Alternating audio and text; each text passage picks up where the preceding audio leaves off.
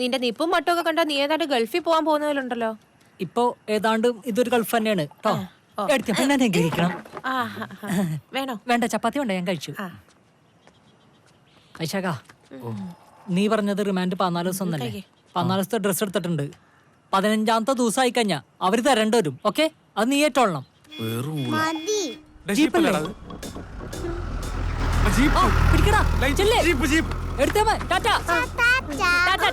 അച്ഛാ പോലീസ് ജീപ്പിന് വട്ടം ചാട്. അച്ഛൻ ചോറ് വണ്ടി എടുത്ത് ഈ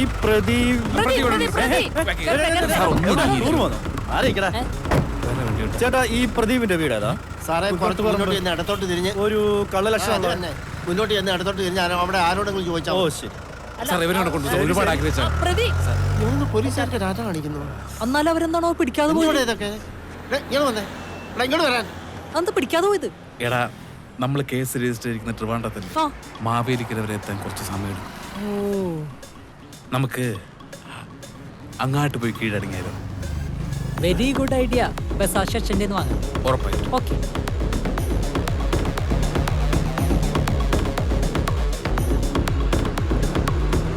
ഹലോ, റിപ്പോർട്ടർ ചാനലല്ലേ? 24 ന്യൂസ് അല്ലേ? ഏഷ്യാനെറ്റ് ന്യൂസ് അല്ലേ? ആ മുട്ട ഉണ്ടോ കേട്ടോ അവിടെ? അതെ, ഒറ്റ ഷോട്ട്സിൽ ന്യൂസ് വായിക്കുന്ന ഹാഷർ ഉണ്ടോ അവിടെ?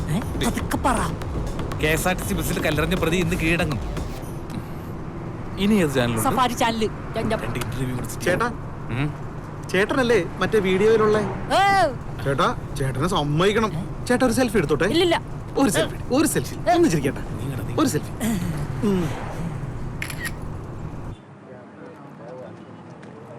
ഇതെന്താ ഫുൾ ഹിന്ദിക്കാരൊക്കെ ഉണ്ടല്ലോ. ഹിന്ദിയിൽ പിടികൊടുക്കേണ്ടി വരും. എടാ, ഞാൻ വിളിച്ച ചാനലുകാരെല്ലാരും വന്നിട്ടുണ്ട്.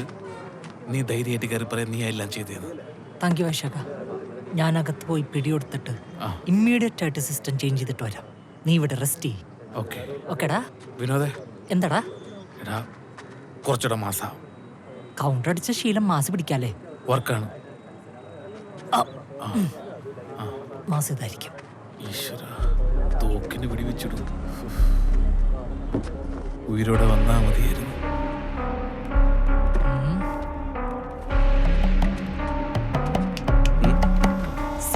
അകത്തുണ്ട്. ആയിടാ.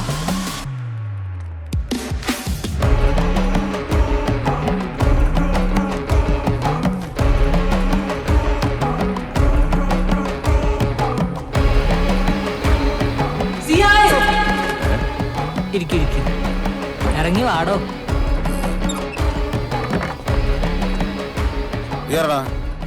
ഞാനൊരു കഥ சொல்லட்டுமா? കഥ சொல்லு. KSRTC ബസ്സിന് കല്ലെറിഞ്ഞ പ്രതി പിടിച്ചിട്ടില്ല. പിടിച്ചിട്ടില്ല. കിടക്കണ. ഇവനാരാണ്?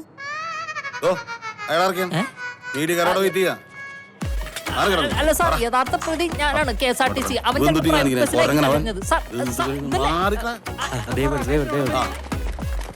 സാർ പറയൂ സാർ, എന്താണ് സാർ ഇതിനെക്കുറിച്ച് പറയാനുള്ളത്? എന്തെങ്കിലും അപ്ഡേഷൻ ഉണ്ടോ സാർ? എന്താ സാർ, എന്താണ് സാർ അവിടെ സംഭവിച്ചത്? KSRTC ബസ്സിന്റെ ജില്ല കല്ലുണ്ടെറിഞ്ഞു പൊട്ടിച്ചവനാ. സാർ, എന്ത് തെളിവിന്റെ അടിസ്ഥാനത്തിലാണ് നിങ്ങൾ ഇയാളെ ഭുവൻ ചന്ദ് വിനോദ് ഫ്രം ബംഗാളി. സംഭവം പൂർവ്വരേഖയാണ്. പൂർവ്വരേഖയോ? അതെ സാർ, വ്യക്തമാക്കാമോ? ഇവന്റെ അച്ഛൻ ബസ്സിൽ കയറിയിട്ട് ബാലൻസ് അങ്ങോട്ട് കൊടുത്തിട്ടില്ല എന്നൊരു പ്രശ്നമാണ്. പക്ഷെ കേസ് കേരളം വിട്ട് ബംഗ്ലാദേശിൽ നിൽക്കില്ല. ബംഗ്ലാദേശോ? ഒരു മിനിറ്റ് സാർ, ഇപ്പോഴാണ് സാർ കോടതിയിൽ ഹാജരാക്കുന്നത്. നീയാണെന്ന് പറയടാ. അവനാണ് പ്രതി. സിസ്റ്റം ചേഞ്ച് ചെയ്യാൻ ബംഗാളിന്ന് ഒരാളെന്നൊക്കെയാണ്. ഞാൻ ആരാണ്? നീ അവരെടുത്തോ പോയി. ഈ KSRTC ബസ്സിന്റെ കല്ലെറിഞ്ഞില്ലേ, ആ പ്രതി ഞാനാ. സാർ, സത്യമായിട്ട് ആ പ്രതി ഞാനാണ്. സാർ വിശ്വസിക്കണം. സാർ വേണമെങ്കിൽ അവിടുത്തെ CCTV ചെക്ക് ചെയ്തോളൂ, അതിൽ എന്നെ കാണാം. KSRTCയുടെ CCTV 2 വർഷമായിട്ട് കംപ്ലൈന്റ് ആയിട്ട് കിടക്കി. അത് ശരിയാക്കാൻ പൈസ ഉണ്ടായിരുന്നെങ്കിൽ അവർ ശമ്പളം കൊടുത്തു തീർത്തേ.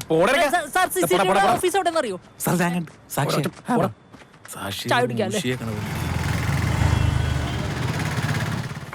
നിന്നെ കൊണ്ട് ഞാൻ തോറ്റല്ല വൈശാഖ.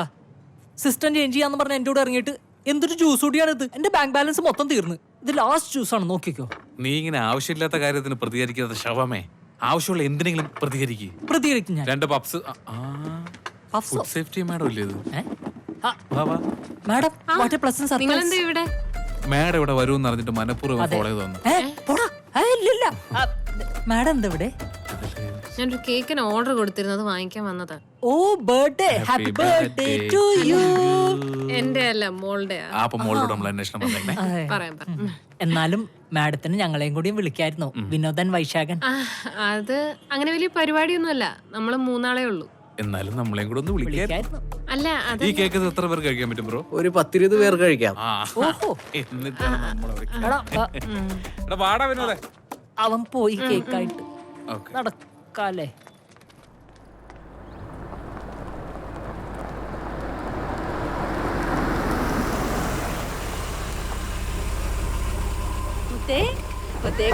കരയാതടാ അമ്മ വന്നടാ പൊന്നിന്റെ അമ്മ നല്ല വീടല്ലേ?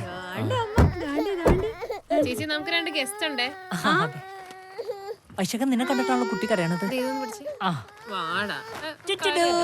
വാ. എന്താ മക്കളുടെ പേര്? എന്തായിരുന്നു അവന്റെ പേര്? വിനോദ്. വൈശാഖൻ വിനോദ്.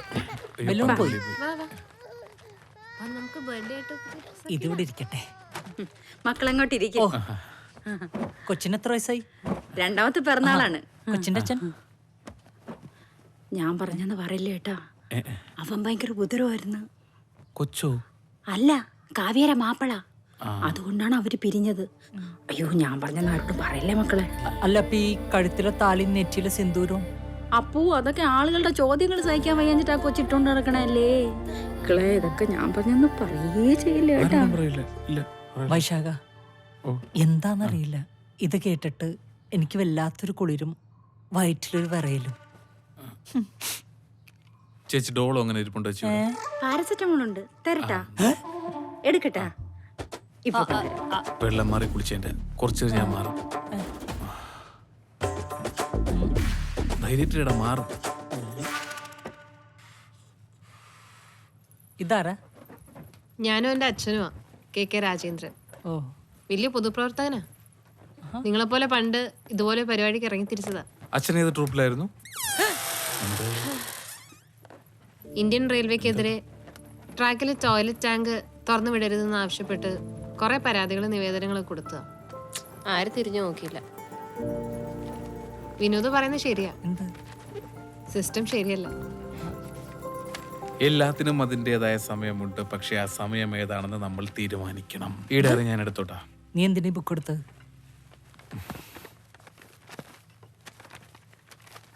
ഡ്രീംസ് എവിടെ കണ്ടാലും ഞാൻ എടുക്കും. വൃത്തിയോടെ ഒട്ടരുത്, അതവിടെ തിരിച്ചു വെക്ക്. ഡയറി തിരിച്ച് ചെയ്യാം. പൈസ എനിക്ക് വേണം.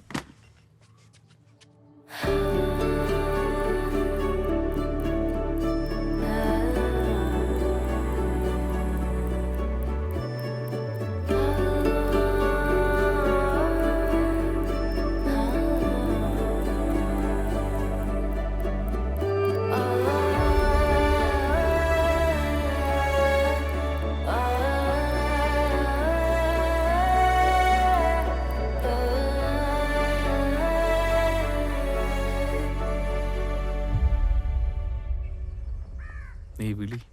DSP sir. സാർ സാർ അവന്റെ അമ്മച്ചി തന്നെയാണ്.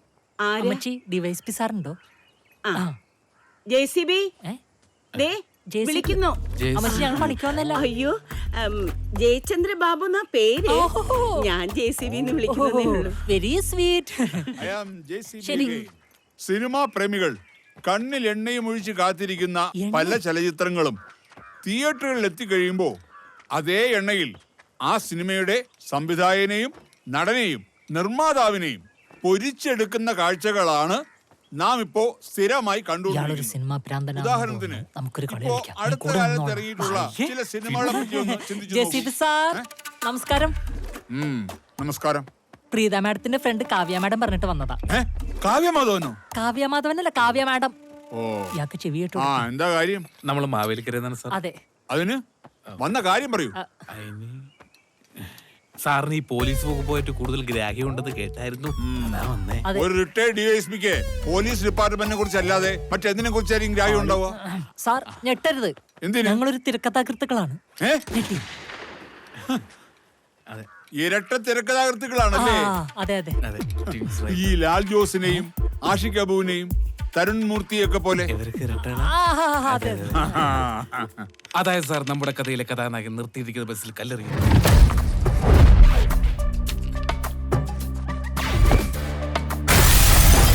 ശേഷം അദ്ദേഹത്തിന്റെ ലൈഫിൽ ഉണ്ടാകുന്ന നൂലാമാലകളിൽ നിന്ന് രക്ഷപ്പെടാൻ വേണ്ടി കുറച്ച് ലീഗൽ അഡ്വൈസ് അതിനാണ് സാറിന് മുന്നിൽ വന്നത്. ഏതാ ബസ്? KSRTC. നന്നായി, അത്യാവശ്യമുള്ള കാര്യമാണ്. എന്നിട്ട് സാർ അതിൽ നിന്ന് നായകന് രക്ഷപ്പെടണം. എന്തെങ്കിലും ഒരു പോംവഴി സാറിനെ കൊണ്ടേ പറ്റൂ. ഈ നായകനായി അഭിനയിക്കുന്ന ആള് സൂപ്പർ സ്റ്റാറോ മറ്റോ ആണെങ്കിൽ തോക്ക് KSRTC വെച്ചിട്ട് ഉടൻ നടപടി എടുക്കാൻ പറഞ്ഞാ പോരെ? സാർ തോക്ക് മാറ്റി വെക്കണം. സൂപ്പർ സ്റ്റാറിനല്ല, പുതിയൊരു ചെറുപ്പക്കാരനാ. ചിലപ്പോ രക്ഷപ്പെടും, ഇല്ലെങ്കിൽ ക്യാരക്ടർ റോളൊക്കെ ചെയ്ത് ജീവിക്കും. തോക്കെടുക്കാനുള്ള ആരോഗ്യം പോലും ഈ സൂപ്പർ സ്റ്റാറിന് സാർ നായകന് ലക്ഷ്യത്തിലേക്ക് എത്താൻ എന്തെങ്കിലും ഒരു പോംവഴി. മുള്ളിനെ മുള്ളുകൊണ്ട് തന്നെ എടുക്കണം. നമ്മുടെ ചെവിയിൽ ഇത്തിരി വെള്ളം വീണെന്ന് വെച്ചോ, എന്തോ ചെയ്യും? കുറച്ച് വെള്ളം കൂടെ ചെവിയിലേക്ക് ഒഴിക്കണം. എന്നിട്ട് എന്ന് കുലുക്കുമ്പോ മൊത്തം വെള്ളം പുറത്തു പോകും.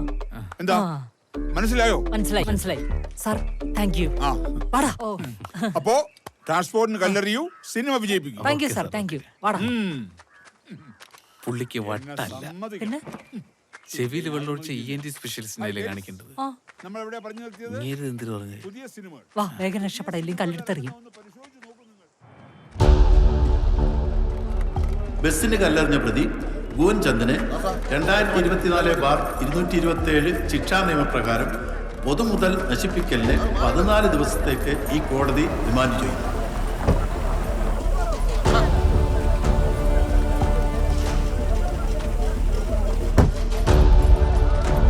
അതെ, ഈ കേസ് ഞാൻ വാദിക്കട്ടെ?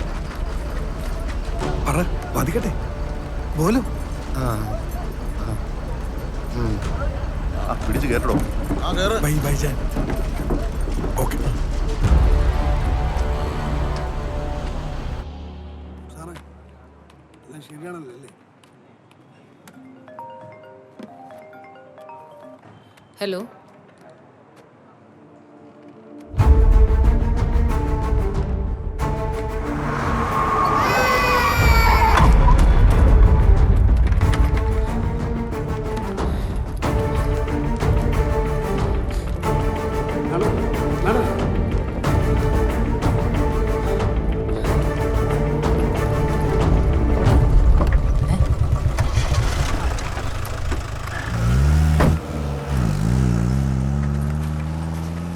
എക്സ്ക്യൂസ് മീ,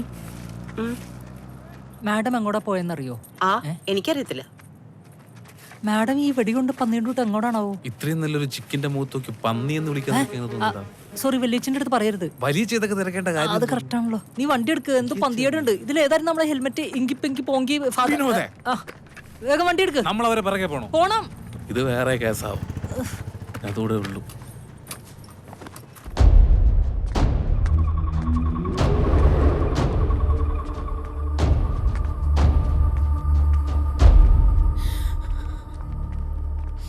എന്താണോ പറ്റിയത്? മാഡം കരയാണ്ട്. കരയാണ ആൾക്കാരെ കണ്ട് എനിക്ക് കരച്ചിൽ വരുമോ വൈശാഖ? മാഡം എന്ത് പറ്റി? വിനോദന്റെ മോൾ എന്ന് പറഞ്ഞ എനിക്ക് ജീവന. എനിക്ക് അവള് കഴിഞ്ഞുള്ളായിരുന്നു. എന്നിട്ട് നിങ്ങളെ സഹായിക്കാന്ന് വെച്ചത് നിങ്ങളുടെ അവസ്ഥ കണ്ടിട്ട്. മാഡം വിഷമിക്കല്ലേ, ഒന്നുമില്ലെങ്കിലും ഒരു ഗവൺമെന്റ് ഉദ്യോഗസ്ഥല്ലേ, പിന്നെ നമ്മളൊക്കെ ഇല്ലേ. ഇവന്മാരുടെ കൊള്ളരുതായ്മയൊന്നും കാണാഞ്ഞിട്ടല്ല, പേടിച്ചിട്ടാ.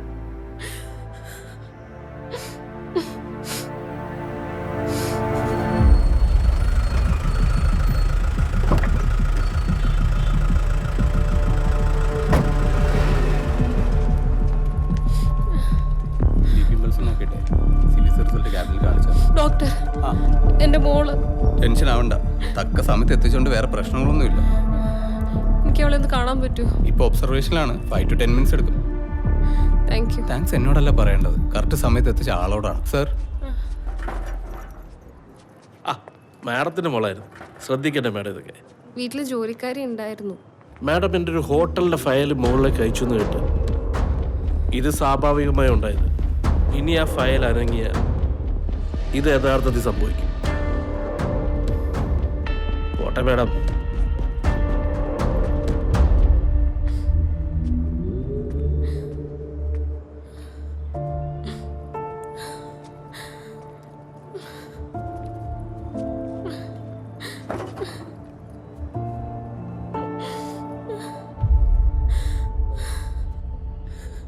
എനിക്ക് ജീവിച്ചേ പറ്റൂ. എനിക്ക് വേണ്ടിയല്ല, എൻ്റെ മോൾക്ക് വേണ്ടി. മാഡം പേടിക്കണ്ട, ഞങ്ങളൊക്കെ ഇല്ലേ, എന്തെങ്കിലും ആവശ്യമുണ്ടെങ്കിൽ പറഞ്ഞാൽ മതി. അല്ല മക്കളെ നിങ്ങളെന്ത് ഇവിടെ? അത് പിന്നെ നമ്മളെന്താ ഇവിടെ? മോള് ഇവിടെ അഡ്മിറ്റാ. അയ്യോ മോളെ ഭർത്താവാണോ ഇത്? എന്റെ പൊന്നുമോളെ, മോള് ഭാഗ്യവതിയാ. ഇത്രയും നല്ലൊരു ഭർത്താവിനെ കിട്ടിയത് മോളുടെ ഭാഗ്യോ. നല്ല ഉത്തരവാദിത്വമുള്ള ചെക്കനാ.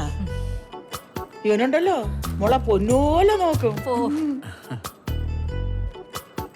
ഒന്നും കൊണ്ടും പേടിക്കണ്ട. മോനെ ചായ കുടിക്കാൻ.